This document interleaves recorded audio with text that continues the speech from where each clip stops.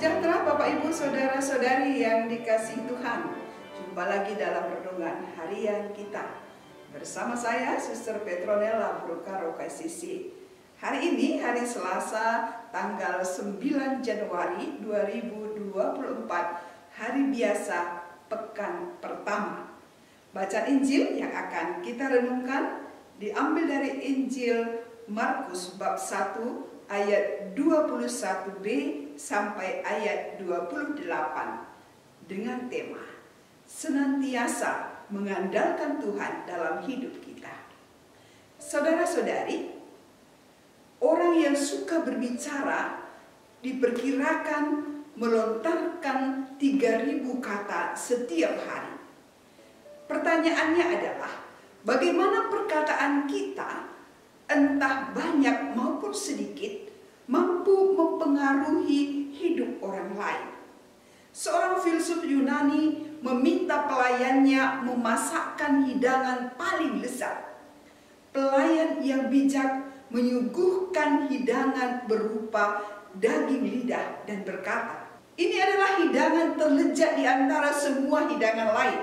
Karena hidangan ini mengingatkan kita agar menggunakan lidah untuk memberkati, menyembuhkan, mengungkapkan sukacita, menghalau kesedihan, mengenyahkan keputusasaan, dan menyebarkan keceriaan. Lalu ia meminta kembali hidangan yang paling tidak enak.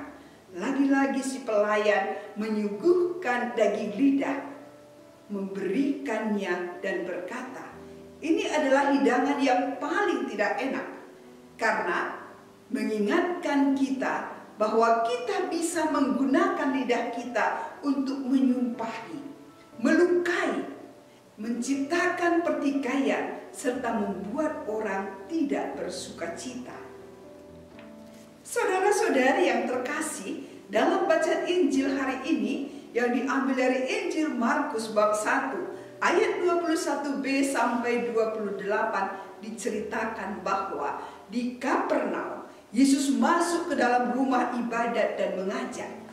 Ketika Yesus mengajar, semua orang yang mendengarnya merasa takjub sebab ia mengajar mereka sebagai orang yang berkuasa, tidak seperti ahli-ahli Taurat.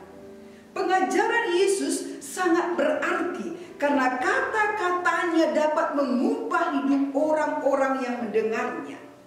Daya pikat Yesus sangat terasa dengan kata-kata yang membuat orang menjadi takjub. Ketakjuban orang-orang Kapernaum semakin besar ketika Yesus berhasil menyembuhkan orang yang kerasukan setan. Salah seorang yang mendengar pengajaran Yesus adalah seorang yang kerasukan roh jahat. Ia berteriak, "Apa urusanmu dengan kami, hai Yesus orang Nazaret? Engkau datang hendak membinasakan kami. Aku tahu siapa engkau, yang kudus dari Allah." Saudara-saudari, dari ungkapan ini jelas bahwa setan mengenal jati diri Yesus sebagai yang kudus dari Allah. Tetapi Yesus menghardiknya, katanya, "Diam, keluarlah daripadanya." Kata-kata Yesus telah membuat setan tunduk kepadanya. Kata-kata Yesus sungguh berkuasa menghancurkan kuasa setan, membebaskan orang dari roh jahat yang mengganggu kehidupannya dan mengenyahkan keputusasaan. Dari kekuatannya memberikan kehidupan dan keselamatan bagi manusia dan menyebarluaskan sukacita. Saudara-saudari, jika setan mengenal jati diri Yesus, berarti setan juga sangat mengenal kita, anak-anak Tuhan yang lemah ini. Dengan mengenal, maka setan tahu bagaimana cara untuk menguasai hidup kita. Berbagai godaan duniawi yang menggiurkan ditawarkan oleh setan untuk memperdaya kita agar kita berada di bawah kekuasaan setan dan kita jauh dari Tuhan. Mari sejenak kita lihat godaan mana yang telah menjauhkan kita dari Tuhan. Materi, pekerjaan kita sehingga membuat kita begitu sibuk dan lupa pada Tuhan. Jabatan, HP kita. Sebagai orang-orang yang sudah dibaptis dan menjadi anak-anak Tuhan, kita semua telah diberikan kuasa untuk berani berkata tidak pada godaan-godaan setan yang menjauhkan kita dari Tuhan dan yang membuat hidup kita menderita. Kita sering tidak mampu untuk membebaskan diri kita sendiri dari kekuasaan roh-roh jahat itu. Kita butuh Tuhan.